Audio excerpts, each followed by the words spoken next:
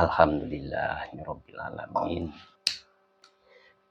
Sebelum kita menilai sebuah kebijakan, ada satu kebiasaan yang harus dan mulai sekarang ini kita bangun sebagai masyarakat dewasa.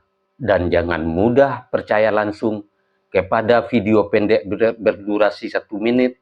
Harusnya cari dulu sumber resminya, pahami aturannya, baru kemudian kita mengambil kesimpulan. Sebab karena di media sosial hari ini rasa takut lebih sering cepat menyebar daripada fakta. Pertanyaan pertama yang paling banyak muncul adalah, apakah data usaha saya